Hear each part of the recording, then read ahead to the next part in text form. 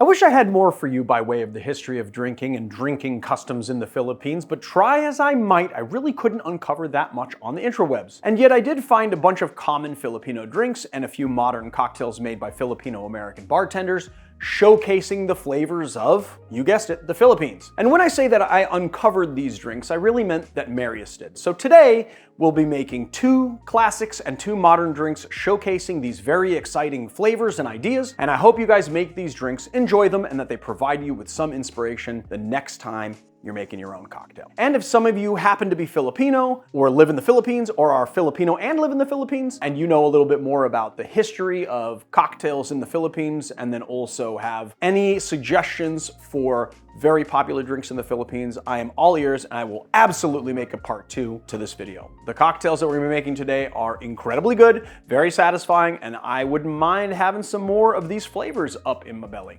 Thank you to Policy Genius for sponsoring today's episode. So what is Policy Genius? Policy Genius is your one-stop shop to find and buy the insurance you need at the price that's right for you. A good life insurance plan can give you the peace of mind that if something happens to you, your family will have a safety net to cover mortgage payments, college costs, or any other expenses they may need to get back on their feet. So when I was working in bars, I had a little bit of a safety net through my employer, but then I switched over to the educated Barfly, started working for myself, and all of the costs of my health insurance and everything else were on me. I needed to make sure that my family was covered in case anything happened to me. Policy Genius was built to modernize the life insurance industry. Their technology makes it easy to compare life insurance quotes from top companies like AIG and Prudential in just a few clicks to find the lowest price. With Policy Genius, you can find life insurance policies that start at just $25 a month for $1 million of coverage. Some options offer coverage in as little as a week and avoid unnecessary medical exams. Their licensed agents are not incentivized to recommend one insurer over another, so you can trust their guidance. There are no added fees, and your personal information is always kept private. No wonder they have thousands of 5-star reviews on Google and Trustpilot. So head to policygenius.com/educatedbarfly or click the link in the description below to get your free life insurance quotes and see how much you can save.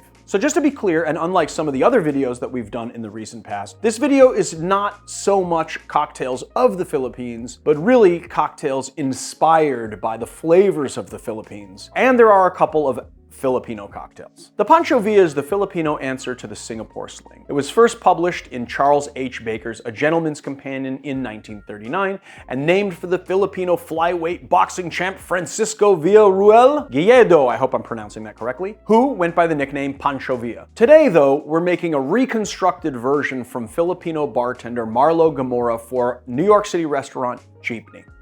So first thing, we're gonna prep our tin. 1/4 of an ounce of lime juice, 3/4 of an ounce of fresh pineapple juice, 1/2 an ounce of apricot liqueur, 1/2 an ounce of cherry herring, 1/2 an ounce of London dry gin, and 1.5 ounces of Santa Theresa Rum, which is going to be very, very hard to sub, so I don't suggest it. So we're gonna do our highball glass here, add a good amount of ice into our tin,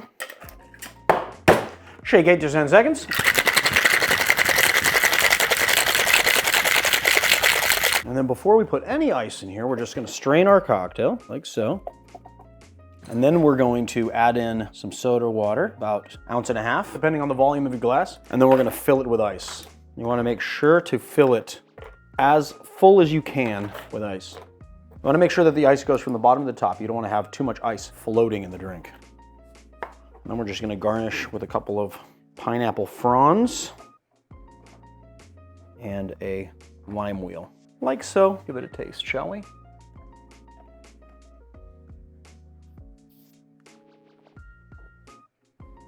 I mean, it's nice and tart. You get the lime, you get that nice pineapple. It's only getting its sugar from the pineapple and then a few of the liqueurs, and it is tart, but it's also kind of on the balanced side of tart, if that makes sense. It's like, I don't know, like a little bit tropical. It's like tropical facing, but it's not super tropical, and it's really refreshing. So I really, really like this drink a lot. You know, I was thinking that this cocktail was gonna come out pretty brown, but it's actually very nice, and you got the nice frothing, you know, of the pineapple from the shaking, which always gives cocktails just really nice appearance. I apologize in advance for my fronds, but these are the best ones that I had. So there it is, guys, Pancho Villa.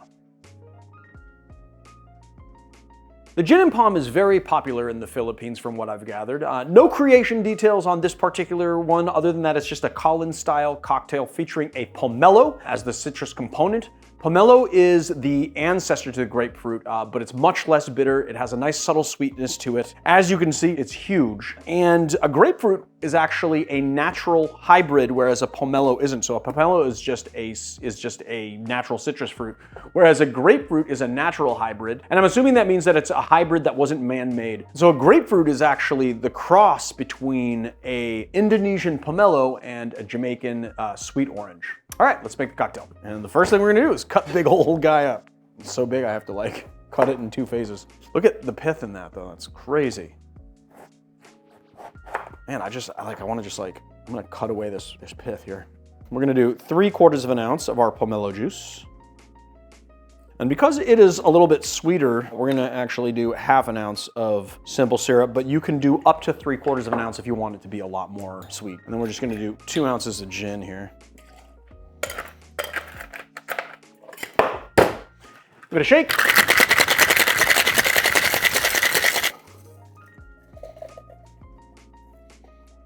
Then we're gonna add in our ice. And then we're going to add in some soda water. Give it a little pomelo zest on top. I think that's the best way to do it.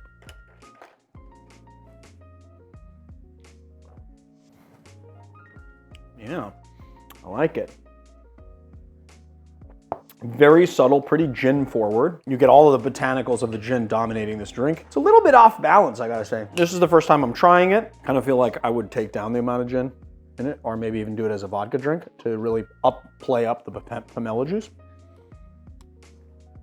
But then it wouldn't be a gin and Pomme, would it? If I were gonna do this again, I'd do 1 ounce pomelo juice, 1/2 ounce of simple syrup, and 2 ounces of gin. But when I make cocktails for the first time, on Barfly, I want to use the original recipes that I find first, and then we can reconstruct them. This one is really nice as like a gin highball. So there it is, guys, the gin and Pomme.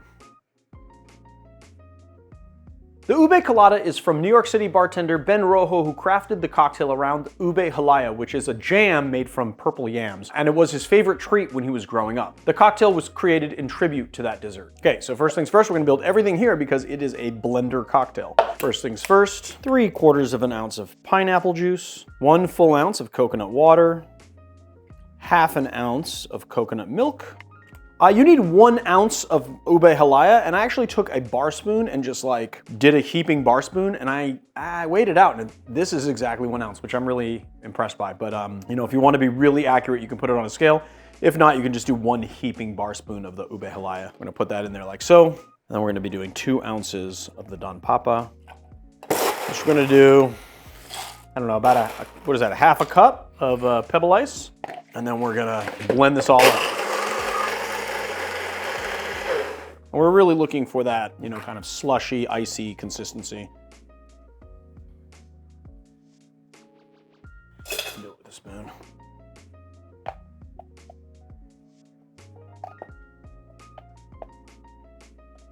And then we're gonna garnish with a little sweetened coconut cream here. And then we're gonna take a little dehydrated pineapple.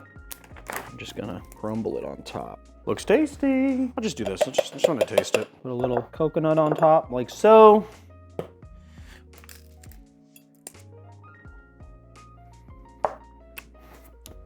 The freeze-dried pineapple is a really nice touch. It is very, like, sweet and savory. The yam has a really particular flavor that's hard to pinpoint. You know, it's kind of this savory flavor. It's lightly sweet on the back end. You do get like nice coconut vibes. Dehydrated pineapple on the top is really nice. Actually, just for all of you guys to know, the original garnish was freeze-dried blueberries, but I couldn't find freeze-dried blueberries, so I thought, well, you know, there's pineapple juice in it. I'm gonna do it with pineapple. It is really, really fantastic with the pineapple. You get that nice pineapple kind of richness in the cocktail. It's lightly sweet. It's really refreshing from the coconut water, and the rum flavors really play very nicely in the cocktail. Like, I know that a lot of people really look down their nose at cocktails that are made with a blender and these slushy cocktails, but this is really good. It's really complex in flavor, and I highly recommend it. So if you're gonna make one cocktail out of this video, this guy should be the one. And you can get this on Amazon for like $7. So it's not really gonna be very hard to find. So there it is, guys, the Ube Colada.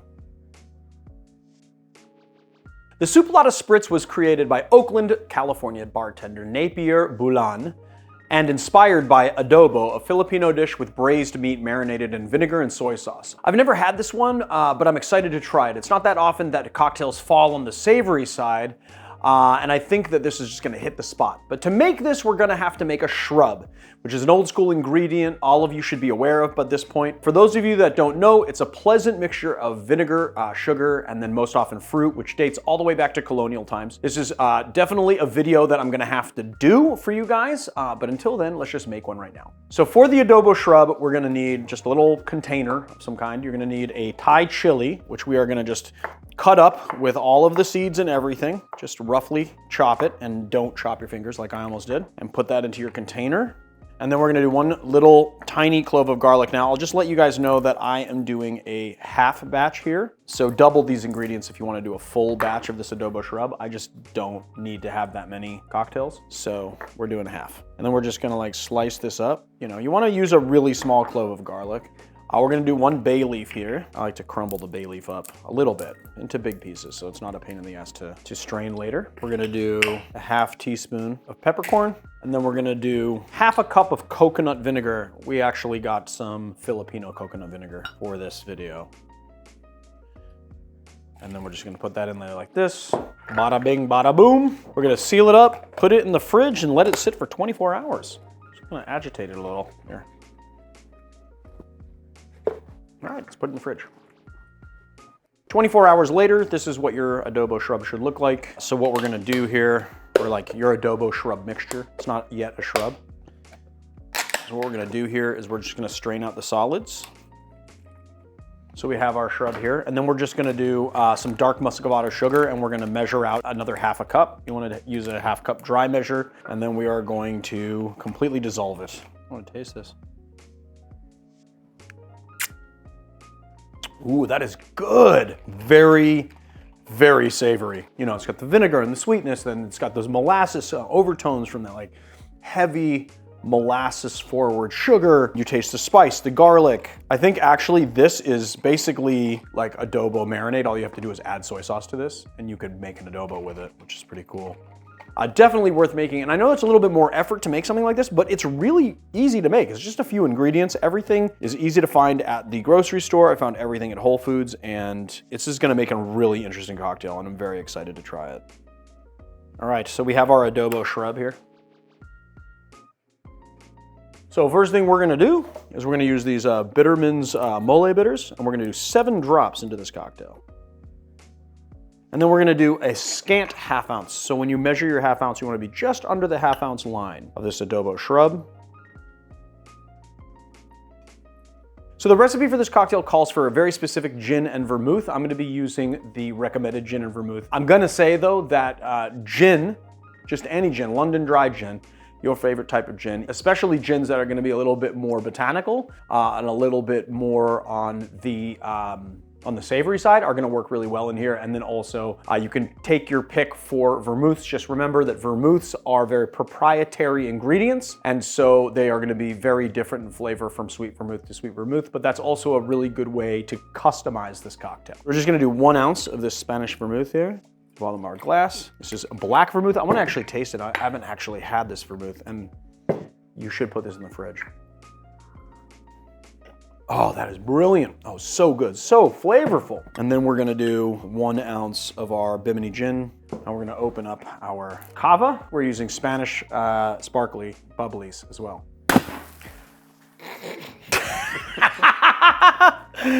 Oh my God, there was so much pressure built up in here. Jesus Christ, I'm gonna clean myself up. Well, that wasn't entirely expected. But we have our cava open, so what we're gonna do is pour in a little bit of cava so that it doesn't layer on the ice, just about 2 ounces. Then we're gonna add in our ice.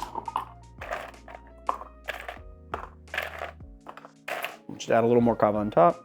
And to garnish, we're just gonna pull a little orange peel here. I'm gonna do kind of a long one actually.